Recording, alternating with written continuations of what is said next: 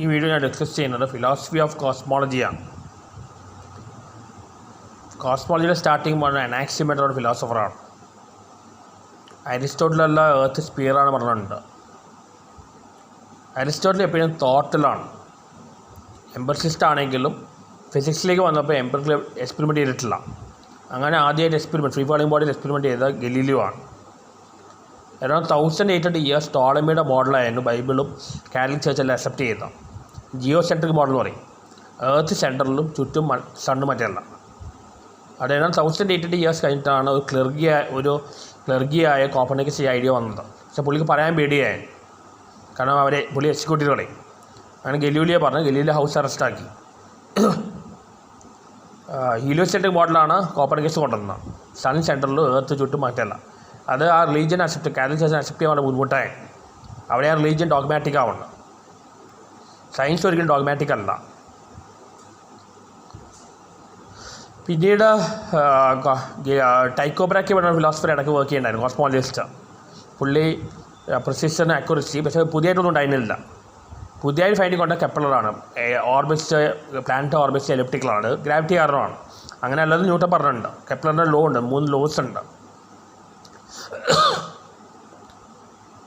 ആദ്യമായിട്ട് സയൻസിലേക്ക് അല്ലെങ്കിൽ ഫിസിക്സാണ് ആദ്യത്തെ പേര് നാച്ചുറൽ ഫിലോസഫി എന്നാണ്. ഫിസിക്സിലേക്ക് ഈ എംപിറിക്കൽ എവിഡൻസും മാത്തമാറ്റിക്സ് സ്റ്റാർട്ട് ചെയ്ത ഗലീലിയോ ആണ് മോഡേൺ സയൻസിൻ്റെ ഫാദർ. അതേപോലെ ആദ്യം ടെലസ്കോപ്പ് ഡെവലപ്പ് ചെയ്തതും ഗലീലിയോ ആണ്. ഇപ്പോൾ യൂണിവേഴ്സ് സ്റ്റാറ്റിക്കാണ് പ്രശ്നം ഉണ്ടായിരുന്നത്, അതല്ല ഡൈനാമിക്കാണ് പറഞ്ഞ ഫ്രീഡ്മാനാണ്. സ്റ്റാറ്റിക്കാണ് പറഞ്ഞപ്പോഴാണ് ഐൻസ്റ്റൈൻ കോസ്മോളജി കോൺസ്റ്റൻ്റ് ഉണ്ടെന്ന്. പക്ഷേ അത് ബ്ലണ്ടറാണ് പുള്ളി പറഞ്ഞു. ആ കോസ്മോളജി കോൺസ്റ്റൻ്റ് പിന്നെ ഡാർക്ക് എനർജി അതിലേക്ക് മാറ്റി. യൂണിവേഴ്സ് എക്സ്പാൻഡ് ചെയ്യാൻ പറഞ്ഞ ഹബിളാണ്, വീക്കിൽ HR പ്രിൻസിപ്പിൾ വെച്ചാൽ. കാരണം അങ്ങനെ എക്സ്പാൻഡ് ചെയ്യാൻ നേരത്തെ അത് കംപ്രസ്ഡാണ് അതിനർത്ഥം. പിന്നെ ബ്ലാക്ക് ഹോൾ തിയറി വീലറോണാണ് കോയിൻ ചെയ്ത. ബ്ലാക്ക് ഹോളിൽ ഇതാണ് റോജർ പെൻറോസിന് അതിന് ജനറൽ റിലേറ്റിവിറ്റിയും ബ്ലാക്ക് ഹോൾ കമ്പൈൻ ചെയ്ത ക്വാണ്ടം മെക്കാനിക്സ് ഇത് കമ്പൈൻ ചെയ്ത ഒരു നോബൽ പ്രൈസ് കിട്ടി. ബ്ലാക്ക് ഹോൾ പറയുന്ന ഒരു സ്റ്റാർ അത് ഒരു 1.4 സോളാർ മാസ് അതിൻ്റെ മാസ് 1.4 സോളാർ മാസ് ആകുമ്പോഴേക്ക് എക്സ്പ്ലോഡ് ആവും. അതാണ് ചന്ദ്രശേഖർ ലിമിറ്റ്. അങ്ങനെ എക്സ്പ്ലോഡ് ആകുമ്പോൾ അതെല്ലാവരോട് യുണൈറ്റ് ചെയ്ത ഒരു സിംഗിൾ പോയിന്റ് വരും. അതാണ് സിംഗുലാരിറ്റി. അവിടെ infinite space time curvature, infinite ഡെൻസിറ്റിയാണ്. അവിടെ ഗ്രാവിറ്റി ഈസ് വെരി ഹൈ. ആ ഡേ ടൈം ഗ്രാവിറ്റേഷൻ ലെൻസിനെ പറ്റുള്ളൂ. ആ പോയിന്റിൽ ലൈറ്റിന് പോലും എസ്കേപ്പ് ചെയ്യാൻ പറ്റില്ല. അതിൻ്റെ ഓപ്പോസിറ്റ് കോൺസെപ്റ്റാണ് വൈറ്റ് ഹോൾ. അതേപോലെ കോൺസെപ്റ്റാണ് വേം ഹോൾ ഇയാൾ കൊണ്ടുവന്ന സ്റ്റീഫൻ ഹോക്കിങ്. അതിന് വെച്ച് എംപിറിക്കൽ എവിഡൻസ് കിട്ടിയിട്ടില്ല. സയൻസ് എംപിറിക്കൽ എവിഡൻസിൽ ഒരു കാര്യമില്ല.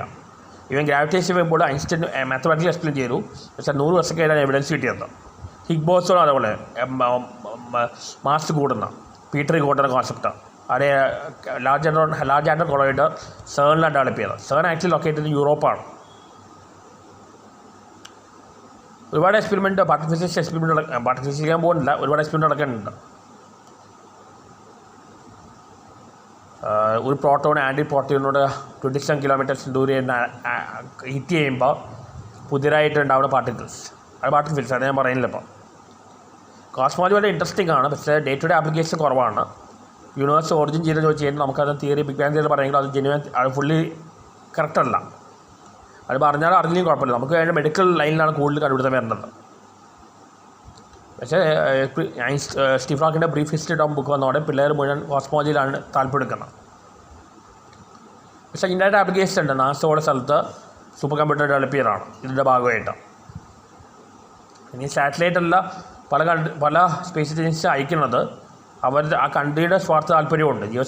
ജിയോ പൊളിറ്റിക്സ് മാത്രമല്ല. കാരണം അവർക്ക് അവരുടെ ശത്രു രാജ്യങ്ങളുടെ ഡിഫൻസ് അങ്ങനത്തെ എല്ലാം അറിയാൻ വേണ്ടിയാണ്, ചോർത്തെടുക്കാൻ വേണ്ടി. പിന്നെ കോവിഡ് വന്നപ്പോൾ ISROയിലുള്ള ഇങ്ങനത്തെ ആവശ്യമില്ലാത്ത റിസർച്ച് മാറ്റി വയ്ക്കുക ചെയ്ത.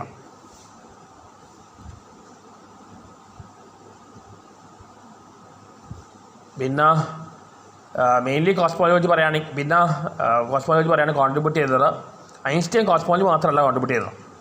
സ്റ്റീഫൻ ഹോക്കിൻ്റെ മെയിൻ കോൺട്രിബ്യൂഷൻ കോസ്മോളജിയാണ്. കോസ്മോളജി പറയുകയാണെങ്കിൽ main contributors starting Anaximander, Aristotle, Galileo, Tycho Brahe, Kepler, Newton, Einstein, Stephen Hawking, അങ്ങനെ പോകും. മൈക്കോ കാക്കോ എല്ലാം എന്താ വർക്ക് ചെയ്യണം സ്ട്രിങ് തിയറിയിലുള്ള. കോസ്മോളജി സ്റ്റാർട്ടിങ് സ്പെക്കുലേഷനാണ്, അത് ഫിലോസഫിയുടെ ഭാഗമാണ്. ഒറിജിൻ യൂണിവേഴ്സ് ഇപ്പോൾ ഓൾറെഡി ഉള്ള തിയറി ബിഗ് ബാങ്. ബിഗ് ബാങ്ങിന് കുഴപ്പം പറഞ്ഞാൽ ഒരു സംഭവം എക്സ്പ്ലോഡ് ചെയ്യുന്നു, അതിന് ശേഷമുള്ളതാണ് യൂണിവേഴ്സ് എന്ന് പറയുന്നത്. അങ്ങനെ പറയുമ്പോൾ അതിന് മുമ്പുള്ള അവസ്ഥ ചോദിക്കുന്നത് മീനിങ്ലെസ് ആണ്. പക്ഷേ അതിന് മുമ്പുള്ളത് യൂണിവേഴ്സ് ഭാഗം പറഞ്ഞു കഴിഞ്ഞാൽ ബിഗ് ബാങ് തിയറി ഇൻവാൽഡ് ആവും. പിന്നെ ആകെ ഒരു കോസ്മിക് മൈക്രോവേവ് ബാക്ക്ഗ്രൗണ്ട് റേഡിയേഷൻ എന്ന എവിഡൻസ് കിട്ടിയിട്ടുണ്ട് ഈ ഇതാണ്, അത് മാത്രമേ ഉള്ളൂ. എനിവേ ഫിലോസഫി കോസ്മോളജി ബ്രീഫായിട്ട് പറയാൻ ഇത്രയേ ഉള്ളൂ.